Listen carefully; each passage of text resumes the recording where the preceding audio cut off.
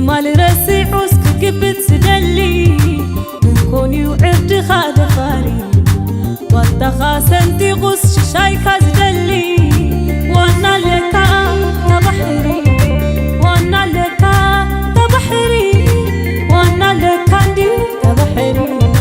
وانا لكا ديو تبحري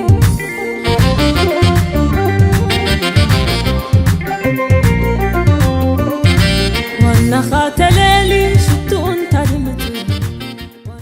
سلام تخطات التفاعبت ميديا كميت صنحو انا تصبغ لكم نسخاتكم تصبغوا تلولي تسفى نداقبركو سناي قنيات بعلا صنت ندابلكو نابتي عجي زي مسيز الله خبلكم حبيرنا نكاهت الله መንግስት ሁለት የሞተር ዘይት የጫኑ ኮንቴነሮች ተጋጭተው በተፈጠረ ግጭት አማካኝነት የተፈጠረ የእሳት ቃጠሎ ነው ብሎ የተናገረ ቢሆንም በተለያዩ የሚዲያ ዘገባዎችን ቃጠሎውን እንዳየነው ሁለት ኮንቴነሮች ተጋጭተው የተፈጠረ እሳት ሳይሆን አጠቃላይ ባቡሩ በጣም በርካታ ፍርጎች ያሉትና ሙሉ በሙሉ የተቃጠለ ባቡሩን ከመቃጠሉ የጫነውን ኮንቴነር ከመቃጠሉ በተጨማሪ የባቡሩ ሀዲድ ጨምሮ በእሳቱ ቃጠሎ ግለት የተነሳ የመቅለጥ አደጋ እንደደረሰበት ነው ለማወቅ የተቻለው። አጠቃላይ መንግስት እንዳለው ከሆነ 26 ኮንቴነሮችን ጭኖ ሲጓጓዝ በነበረው ባቡር ላይ ሁለት ኮንቴነሮች ብቻ ተቃጠሉ። ይህንንም ለማጥፋት ከ3 ሰዓት ያነሰ ጊዜ ነው የፈጀብን የሚል ዜና ቢያቀርቡም ነገር ግን አንዳንድ የዜና ምንጮቻችን በዛ አካባቢ ያደረሱን መረጃ በዛ አካባቢ ከፍተኛ የሆነ የኦሮሚያ ክልል የሚንቀሳቀሰው መንግስት ሸኔ ብሎ የሚጠራው የኦነግ ሰራዊት በዛ አካባቢ ከፍተኛ ጦርነት እያደረገ እንደከረመ የሚታወቅ ጉዳይ ነው። ከዛ አልፎ በምስራቅ ሸዋ እስከ ሞጆ ድረስ ከተማ ዘልቆ በመግባት የመንግስት ወታደራዊ ካምፖችን በማጥቃት ከፍተኛ የሆነ ድምሰሳ የፈጸመ እንደሆነ ለማወቅ ተችሏል። ይህን ተከትሎ የመንግስት ዜና አውታሮች ማስተባበያ ለመስጠት ከፍተኛ ጥረት ያደረጉ ቢሆንም የእሳት ቃጠሎ ግን እነሱ በገለጹት መጠን ሳይሆን አጠቃላይ ከፍተኛ ቃጠሎ እንደተፈጸመና ይሄንንም ምናልባት አንዳንድ የዜና አውታሮች እንደገለጹት ከሆነ የመንግስት የጦር መሳሪያ የጫነ ባቡር ወደ ሞጆ ከተማ እንቅስቃሴ ሲያደርግ ክልተ ኮንቴነር ተቃጽለን የንዝባሃላ ዘለዋ ዘን ባቡር ተጻይነን ዘለዋ ተንክልተ ኮንቴነር ዘይት ተጻይነን ዝተባሃላ ግን አጽዋሪየን ብለን ጸኒሕሎ ካብቲ ዝረኸብናዮ ምንጭታት ካብ መንግስቲ ወጻኢ ዝበሎ አጽዋር ዝተሰከማየን አጽዋር ዘጻዓናየን ይዝብል ዘሎ ተኾነ ግን ኣብቲ ከባቢ ከዓ ኦነግ ሸኔ ዝበሃል መንግስቲ ማለት ምንቅስቃስ ናይ ኦነግ ሸኔ ተሰሚዑ ነይሩ ማለት ምትኻስ ነይሩ ምስተም ናይ ኢትዮጵያ ሰራዊት ናብቲ ከተማ ብምእታው ምስኦምን ተታኺሶም ከም ዝነበሩ መጥቃዕቲ ከፊቶም ሎም ነይሮም ነቶም ናይ ኢትዮጵያ ወታደራት ማለት እዩ እንተኾነ ግን እቲ ዝስማዕ ዘሎ መንግስታዊ ዜና ማለት ወዲ በሻሻ ዘዳለወን ማሕበር ማስ ሚድያታት ይሕስዋ ከም ዘለዋ እዩ ዝዛረብ ዘሎ ዘይቲ ዘይኮነስ አጽዋር ዝጻዓናየን እዩ ክሕብር ጸኒሑ ማለት እዩ እንተኾነ ግን ብዙሕ ድራማ ሰርሕ ከም ዘሎ ወዲ በሻሻ ኣብዚ ቪድዮ እዚ ክንርኢና ነገሊኦም ተፈናቀልቲ ተዋስኦ የስረሖም ኣሎ ማለት ተፈናቀልቲ ኢሉ ንገሊኦም ከዓ ናይ በሐቂ ተፈናቀልቲ ቆሊሕ ኢሉ ዘይርኦም ከም ዘሎ ንቅድሚት ንካተሎ ዳህን አስጃሸቱ ከየት ነው የመጣሽ? ጃርቲ ወረዳ። እሺ ምንድነው የደረሰብሽ ችግር እስቲ ንገሪ። ያው ዘመዶቻችን አለቁ ቤቱ ተቃጠለ የኛም የነሱ እሺ እኛ ለነፍሳችን ያው ፊት ልጆችን ይዤ እነዚህ ግማሾቹ ዘመዶቻችን አልቀዋል ልጆችን ይዤ ወደ ሀገር መጣ። ስንት ልጅ ነው ያለው ይዘሽ ነው? 4 ልጅ እስተባለቤት። ስንት አመት ናቸው ልጆቹ? ስንት አመት ናቸው ልጆቹ? ይቺ 8 አመቷ ነው ይቺ ገና 2 አመቷ ነው። ይሄ 10 ይሄ 13 አመት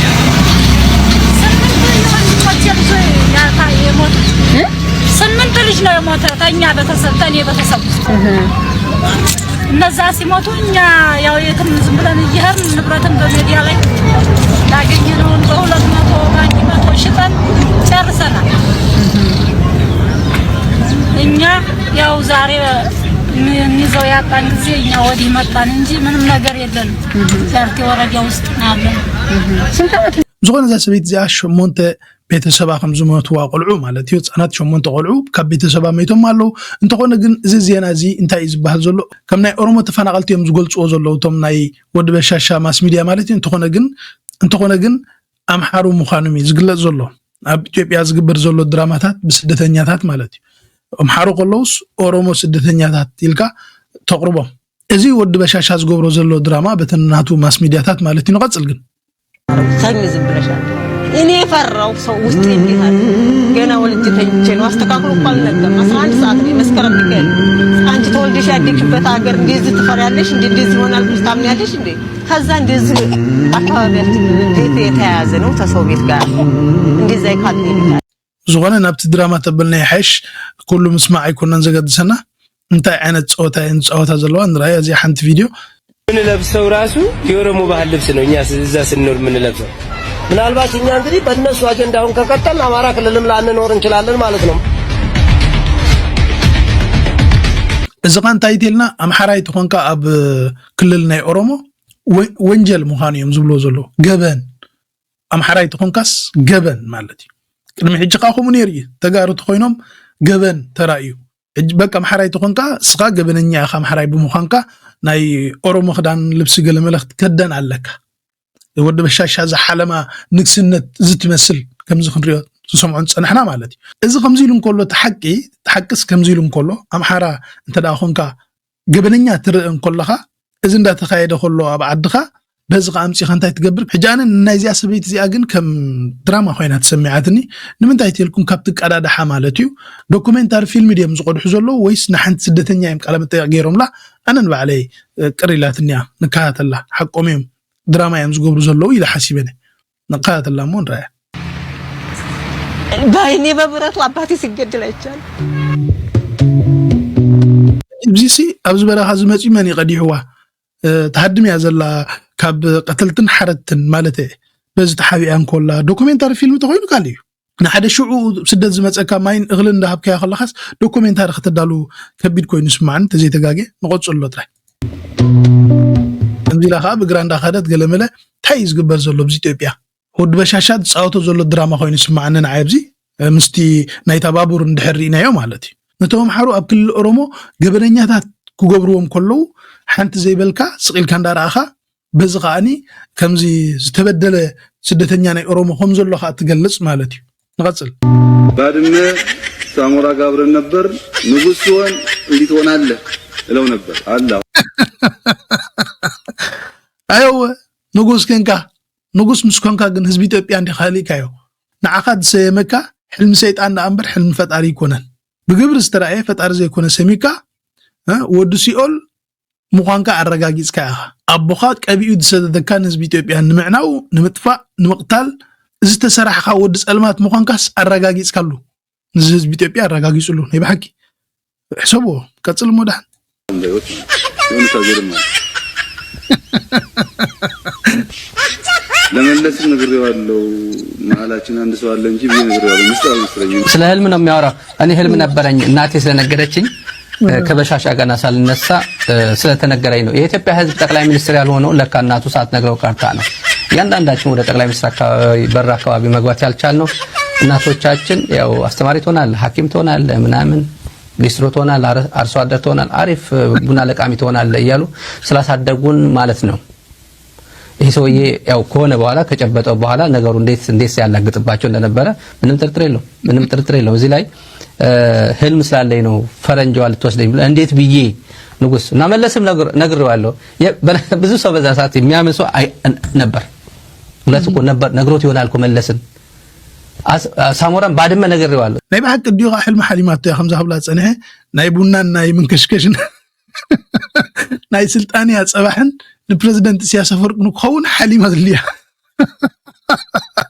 ሐሊማ ያሪቁማ ምሽ በቀዳም ሲና ነርና ታሰለኒናኩም ነርና መስለኒ ከምዛ ንፍዕት ወይ ተርሲ ጽብሕ እንዳበለት ጽብሒ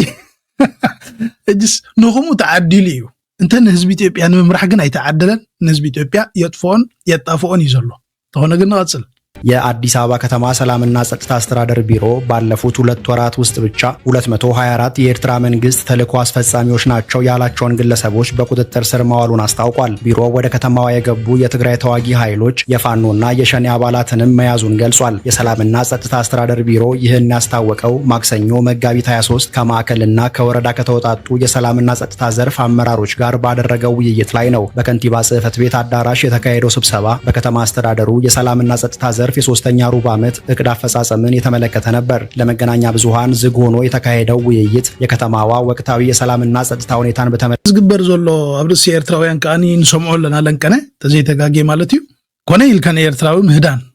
ጸጥታ ናይ አዲስ አበባ ዶ ጸጥታ ናይ ኢትዮጵያ ድነበልካ ነዛ ንሪኣ ዘለና ኢትዮጵያስ ጸጥታ ክሕሉ እሞға ኤርትራውያን ሲ ነተዓዶም ዘበልጽጉሎም ሃብቲ ዝደረብሎም ንዑ ከም ሓደ ወንጀለኛ ወይ ሓደ ገበነኛ ከም ፖለቲከኛ ከም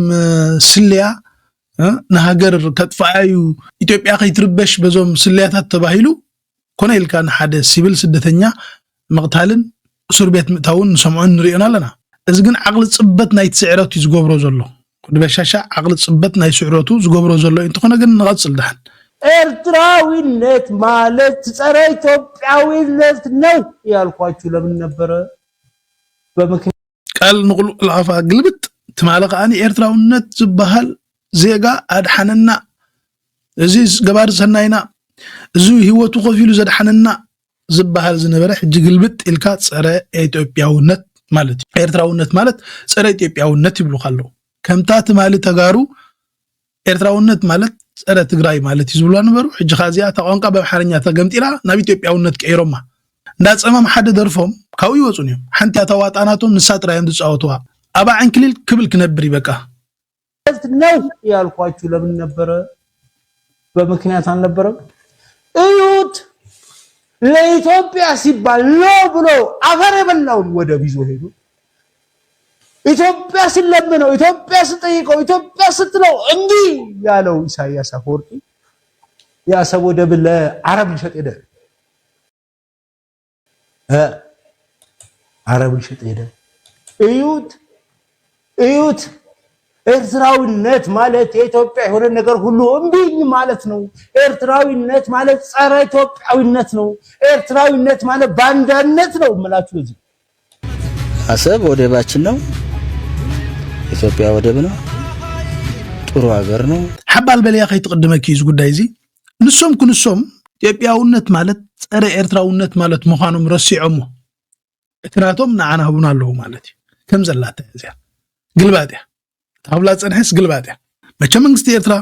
አይሸይጥ አይልውጥ እንዲቲ ባህሪ አይሸይጥ አይልውጥ ክትቀም ዝደለየ ግን ከጠቅሞ ጸገም ይብሉን እንተኾነ ግን እንተ ሸጥናዮ ናብ ሰይጣን ወን ዘይንሸጦ እንታይ ይምልከተኩም ኣብ ንብረትናስ እንታይ ይምልከተኩም ከምዝስ ከነመለሰሎም ድሕሪጅ ታእተወኩም حقنا حقنا نعملو زي عايزينه ها المهم ده حنقصل تمام اذن اليوم Ethiopia I think you have said something of Ethiopia. Sorry, the Ethiopian government is on war on Amhara. The Ethiopian government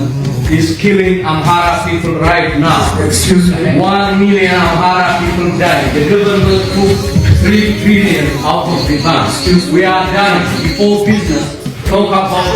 peace in Africa. UK government the responsibility for genocide of Amhara in Ethiopia. Right now, cheap drones attack Amhara civilians in Ethiopia. Every day, the Amhara is more than Rwanda, more than anywhere else in the UK government responsibility for the genocide of Amhara people in Ethiopia. Right now, Abiy Ahmed killing Amhara people right in the drones. We need peace before business. Peace in Africa. What are you talking about? We are dying. Amhara people are dying. Excuse me. Thank you. Yes, we are dying. بدرون بتانكن بمرافعين እንዳጥፈ ህዝቡ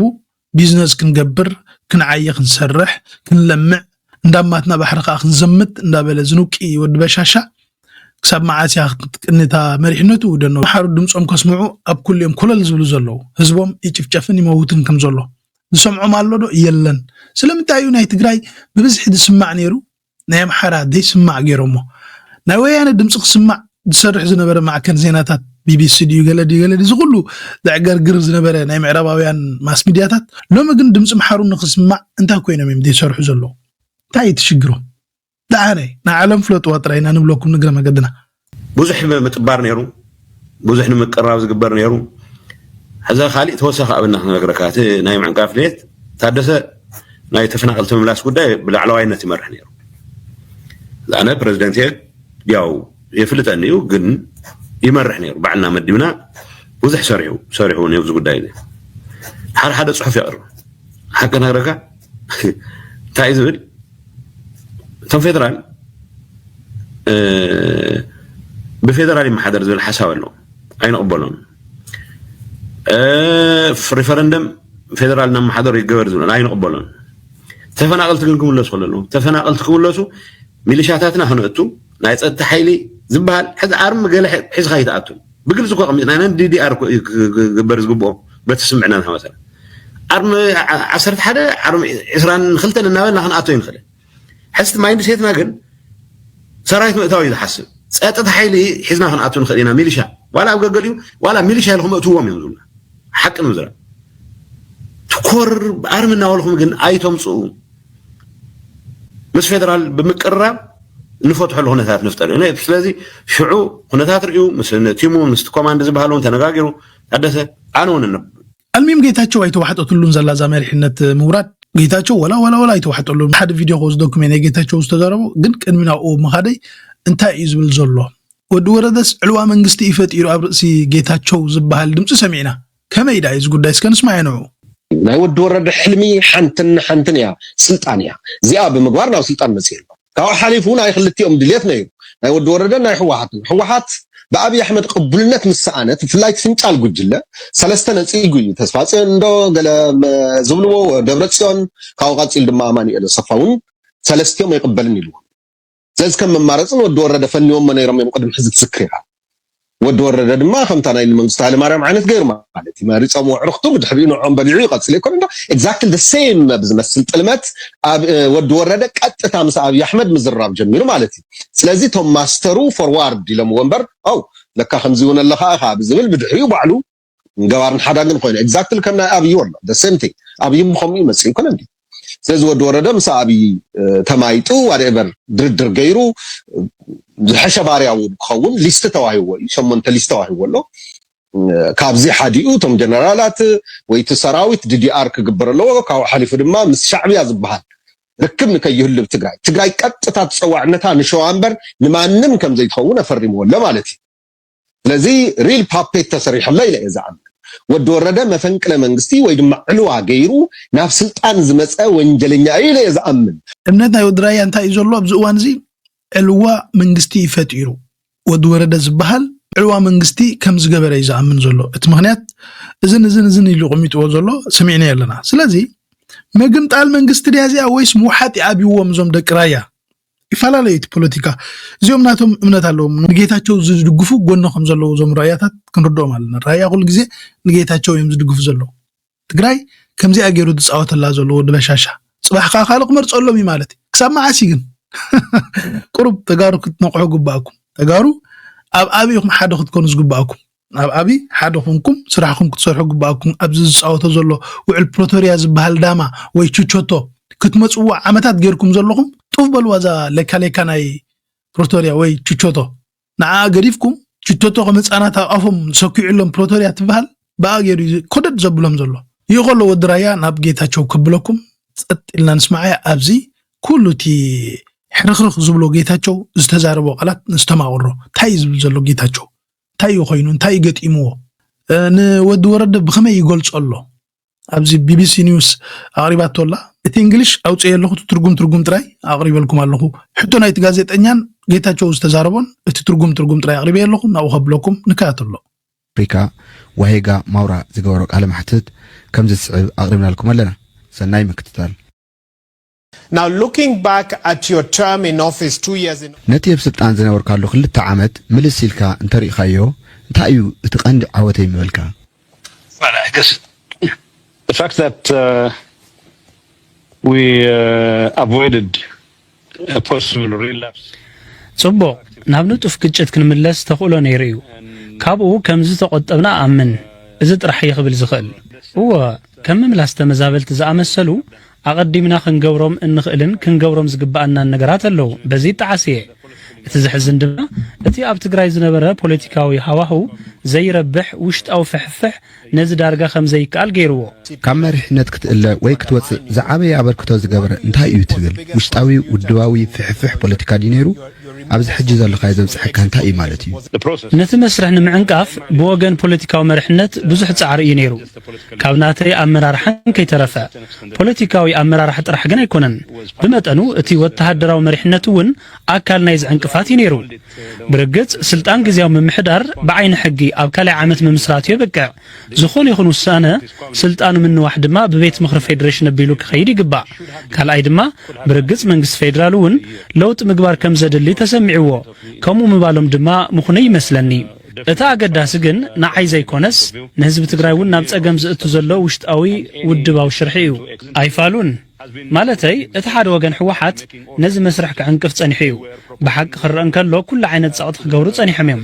እገለ ወይ ድማ እዚ እናበሉ ንመንግስቲ ፌደራል ኣማራጺ ይቕርቡ ነይሮም እዮም እቲ ግዜያዊ ፕሬዝደንት ምምሕዳር ናይ ምሻም ሓላፍነት ዘለዎ ቀዳማይ ሚኒስትር ክሳብ እዚ ግዜ እዚ ኣይፋል ክብል ጸኒሑ እዩ ኣብዚ ግዜ እዚ ግን ምስ ምዝዛም ስልጣን ግዜያዊ ምምሕዳር ተዛሚዱ ብሓቂ ካሊእ ኣማራጺ ክንሪኤሉ ዝግባእ ግዜ እንተኾይኑ እቲ ቀዳማይ ሚኒስትር ሓቲቱኒ ንኣብነት ነቲ ስልጣን ተጠቒመ ተመዛበልቲ ምምላስ እኳ ኣብ ዘይከኣል ኩሉ እዋን ኣብ ስልጣን ንምጽናሕ ብፍሉይ ዝግደስ ሰብ ኣይኮንኩን ስለዚ ልክዕ ነይሩ በቲ ሓሳብ ድማ ተሰማሚዐ እስቲ ብዛዕባ ተካኢኻ ዝያዳ ንገረና ብዛዕባ ሌተናል ጀነራል ታደሰ ናቱ ሹመት ንትግራይ እንታይ ማለት እዩ ጽቡቕ ኣብዚ ጉዳይ ብዙሕ እንተ ዘይዛረብ ደስ ይብለኒ ምክትል ፕሬዝደንት ኮይኑ ጸኒሑ እዩ ከም ሓደ ኣገዳሲ ሓላፍነት ዝነበሮ ሰብ ካብቲ ኣነ ዝገደፍክዎ ክልዓል ትጽቢት ይገብር እንተኾነ ንሱ ማዕረኡ ኣብ ብዙሕ ኣጋጣሚታት ልዕሊ ኩላትና ዝያዳ ተሓታቲ ናይቲ ውድቀት እዩ ነይሩ ሓደ ካብቲ ዘጋጥሞ ብድሆታት ድማ ሕማቕ ኣጋጣሚ ኮይኑ ምናልባት ናይቲ ልጓም ዘይብሉ ናይ ስልጣን ህርቫን ዘለዎ ክሳብ ሕጂ ስልጣን ተቆጻጺሩ ዝጸንሐ ውድብ ሕወሓት ክኸውን እዩ ከምኡውን ኣብዚ እዋን እዚ ኣንጻር ዝጉጅለ ክንቀሳቐስ ዓቕሚ ኣለዎ ድዩ የብሉን ክረአዩ ብናተይ ኣረኣያ ግን ኣብዚ ሓለፈ 2 ዓመታት ብዙሕ ተመክሮ ኣለዎ እንተኾነ ኣካል እቲ ናይቲ ዝሓለፈ ውድቀት ስለ ዝኾነ ደጋጊሙ ክሓስበሉን ክመሃረሉን ኣለዎ እየ ዝብል ጀነራል ታደሰ ቀንዲ ተሓታቲ እቲ ውድቀት እዩ ኢልካ ንምንታይ ደኣ እቲ መንበር ሕሊፍካ ትህቦ ኣለኻ ኣካል ናይቲ ጸገም እንተኾይኑ ንምንታይ እዩ ክመርሕ ዘለዎ ጽቡቕ እዛ ኣነ ዝውስነ ኣይኮንኩን ፕሬዝደንት ክሸይም እንተ ዝሕተት ወይ ድማ ሓደ ካብ ስልጣኑ ዝሰናበት ፕሬዝደንት ንዝትከኦ ፕሬዝደንት ክሸይም ቅቡላ ይመስለንን ርግጽ ናተይ ተካዩ እንተወሓደ ኣብቲ ምስ ቀዳማይ ሚኒስትር ዝገበርናዮ ዝርርብ ምናልባት ካብ መብዛሕትኦም ኩሎም ነዚ ቦታ ክወዳደሩ ዝጸንሑ ዝሓሸ ምርጫ ዝኾነ ይመስለኒ ስለዚ እቲ ናይ መወዳእታ ውሳነ ናይ ተቀዳማይ ሚኒስትር እዩ ኣብዚ ሕጂ እዋን ክብሎ ዝኽእል ድማ እቲ ሓላፊነት ዝተዋሃቦ ታደሰ ወረደ ስርሑ ብጽቡቕ ክሰርሕ በቲ ላዕለዋይ ኣመራርሓ ሕወሓት ድማ ኣብ ትግራይ ዝበጽሖ ጽልዋ ክጻወር ነቲ ክልል ዘጋጥሞ ዘሎ ጸጥታዊ ቁጠባውን ፖለቲካውን ጸገማት ክፈትሕ ብዓብይኡ ድማ ኣብ ምምላስ ተመዛበልትን ምርግጋጽ ሕገ መንግስታዊ ግዝኣታት ትግራይ ከተኩር ተስፋ እዩ ዝገብር ኣይሓተትኩን ኣብዚ መዳይ እዚ ዓብይ ተመክሮ ዘለዎ ሰብ ምኽሪ ክህብ ድማ ብዙሕ ትጽቢት ዝግበሮ ኣይኮነን What should he prioritize? Because of course tens ሓደ ካብቲ ዝዓበየ ውድቀትካ ተመዛበልቲ ዳግማይ ዘይምጥያሰ እዩ ትብል እቲ ሓድሽ ኣመራርሓ እንታይ ህውፅፅ ስጉምትታት ክወስድ ኣለዎ ጽቡቕ ኣብዚ ግዜ እዚ ሸሞንተ ዝተፈላለዩ ንጥፈታት ቀዳምነት ክህብ ሓደ ስምምዕ ፈሪሙ ኣሎ ንዓይ ግን እቲ ኣገዳሲ ቀዳምነት ክወሃቦ ዝግባእ ሙሉእ ብምሉእ ምትግባር ውዕሊ ፕሪቶርያ እዩ ዲዲአር ሓደ መዳይ ኮይኑ ምምላስ ተመዛበልቲ ግን እቲ ዝዓበየ ትርጉም ዘለዎ ክኸውን ይግባእ ንሱ እዩ እቲ ዝያዳ ፍታሕ ከይረኸበ ቀፂሉ ዘሎ እዚ ክሳብ ሕጂ ንባዕሉ ወሓሲ ህዝቢ ትግራይ ንሱ ጥራሕ ከም ዝኾነ ገይሩ ዝምልከት ሕወሓት ዕድል ክህቦ ድዩ ወይስ ክዕንቅፎ ንቕድሚት ዝረአ እዩ ስምምዕ ፕሪቶርያ ቀዳምነት ክወሃቦ ኣለዎ ብምልኣት ክትግበር ኣለዎ ኢልካ ጀሚርካ ሕጂ ንድሕሪ ተመሊስካ ብምርኣይ እንታይ ጌጋታት ፈጺምካ ውዕሊ ፕሪቶርያ ሙሉእ ብምሉእ ንኽዕወት ካብዚ ዝሐሸ እንታይ ክትገብር ምኽኣልካ ግርም ኣዝዩ ብዝተወደበ ኣገባብ ክንሰራሓሉ ነይሩና ድርድር እንታይ ማለት ምዃኑ ሃዋህው ዘይነበሮም 5 ኣባላት ፈጻሚ ስራሕ ሕወሓት ሒዝካ ዝስራሕ ነገር የለን ንኹሎም መዳርግቲ ክነሳትፍ ይግባእ ነይሩ ዝያዳ ሲቪላዊ ማሕበራት ክነሳትፍ ነይሩና ብሓፈሻ ነቲ ብሰላም ምምላስ ህዝቦም ንምርግጋጽ ፍሉይ ድሌት ዘለዎም መንእሰያት ክነሳትፍ ይግባእ ነይሩ ንሳቶም ጉዳይ ተመዛበልቲ ንዋጋ ዕዳጋ ዘቕርቦ ኣይኮነን እቲ ቀንዲ ኸስምረሉ ዝግባእ ንጌጋ ንሱ እዩ ዳርጋ ንህዝቢ ትግራይ ምንም ከም ዘይገበርካ ኮይኑ ዶ ይስምዓካ እዚ ብዛዕባኻ ቅኑዕ ግምገማ ድዩ ደሓን أنا أكل نايت نهزب تقرأي زفشل أمرار حقيقة مبالكو بزعبا زغن زمكحلو نجر أيكونن كمتي أمريكا وينزبلوه حق أنت خوين دماغ مكحلو إيه إذا من هالبات اتسلطان طرح تخرج جبر ودب كتصور زكاء لنخلو فتينا إيه كم أون نتزل خونتات المفتاح أزينو قحن استودبن من قصاص نموداب حقي زي مثلني كم أون إذا وحس مسيلو يزس معني سميك تكسلو زخل زترحيو مسأينا عخا انتهي يمثل كتسيلو انتهيو حزون أبوليتيكا اختصاص فيها ويلك أوه مالتي أبز بوليتيكا وتصوت أمساتنا نهزب تقرأي حدش من قدخ نحنسز حنساب فتينا لنا زترفنا جن بزحيو إذا من قصاص حندبت كجرفو زخل دما يكونن زخونا مرقص حيزة أبوليتيكا تقرأي ساتفية إذا دما أما محياشي وتزب تقرأي أبركتو حقبر تسفلني أما ودعتها دما مريحنتك قالك فال حوحات مستقانا قانيت قرويت إيرترا شركنت فتيريلو يخصص نيرو عبلالي إيرتران تنحانا حي من محدارن زغرب كايو كستات انتهي مرتوع لكا نمجلات إتاتي ردائية بتشبط يزفلت عسمات كتاكس هيكونكن بتشبط يزفلتو أم محدار يزلو سبات قال يوم بحقه من قدي قال يوم دما بزي حقه من قدي مس إيرتراس تزراربو لو اتنا يمود دات حماق نجرجن قال خابت أوش تحوى حزلو خالي خنفي نزع عدل تتقيمو أبنا حبار تسألا ومئتاوميو زدلي عينت قمقامو يخون سلازي أسمات كباكم يكونكن جنز بحقي يفتسم كم زنبرجن أخو المرتو علنيو أما ودعتها برقص دما بزعبا جنرال تادسون كفتاتات تلعلك اللخا كابقتنا إذا حلف من محدار منبارو انتهي مرتو علن مكتل بريزيدنت كوينيرو كم ون تستوها وحلافنت سرحو كفت سمي كالن نتعدس نبينو ايكون كنز وقصو زلخو بزعبو ولا حنت زي مقباري انت اسم الاي ويمتكاون ناتي ورقاتيو سلازي حزون كمو خمز بلا اخو المرتو علني سلازي مكتلي سلاز نبرا قدات اتتاناتو حلافنتي نيرو ناي بركز ولا خبابيتات حلافنت نيرو بناتي الرايا بورقات استملايو ناتو ورقات جن ناتي ورقاتونيو Everything you've cited, some would say. كم أخبلك إلى نيرة كبريزيدنت زمزت ذات رحيز في السمنيرة أنت ولك كل زتقص كايو قاليون كم مرحي عم منبركا يودق يبلو don't be silly عشان ديتغن No, I'm just asking kind of أي فالون حتى ذات رحيز حتى كذا لهم no the kind of أي فال أنت عينت إزازات كتفلت بوليتيكا تقرأي قرب كبر زبلايو أيفال يقريتها نجيجاي نقالاتي يقريتها وانا بوليتيكا تقرأي كساب كن زخب فيديو نحنا راح ناس تودى بسراوي زلنا دارجع عرسو خيلو تقطو زبلا يزمسل وعل بريتوريا نزع اللبات كجورلو نيرو تادسه كم حلاف سراويت جن قالوا السنتاتي قبل نيرو إذا خمزنا عخ عينت أو كالي عالم تنور سبات جن كردأكم كبيديو والسنتات بريزيدنت بعتب زوسدوين برن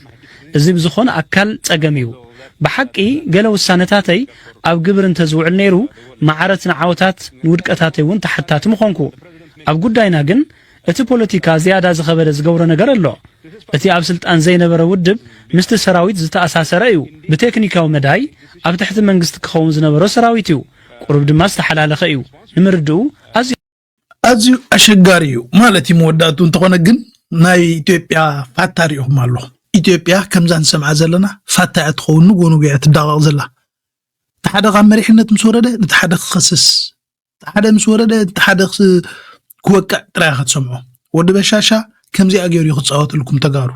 أبتاش تشوتون أي بروتوريا أبا ندام تسوي دمكم كم تسوي جينا لبوا جبروا نقولوا نبلوكم دك حلال مريت كأنه كم زوم سبعة صرحنا دك يري معرك كأنه إحنا نسوق قالوا نفرحلون يلين كابزا إثيوبيا أنا تزي أنري الله نفتح سودان كين الله ما يدفول غير كاس تك تك تك تك تبلا جملات قبل الله مساخ أدوكوا أبرسي أخا شمر فيت بلا دي الله خنش حوس بالكاسي تك تك تك وحت ريها تبلا بوعده ها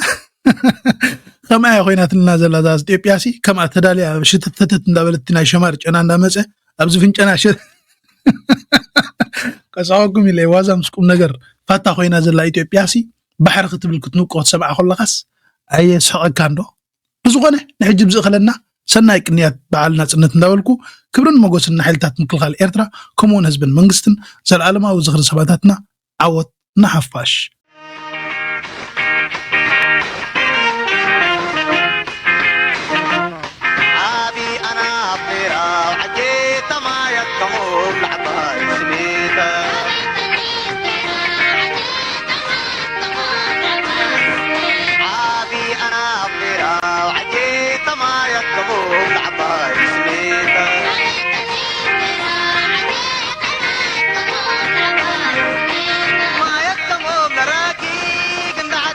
ولكو تبلا اندي قبلي وما يستطيع بيتو تفتحكو عندي يا هديدي بقى أبديكو حوي ومتعابي وحيدي المتبريكو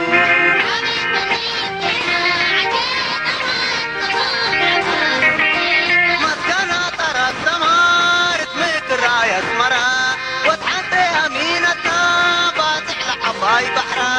عزال الحيل باي قبي لا أخلو لا والدرا ما يتكمو قمناتا وحاجة منا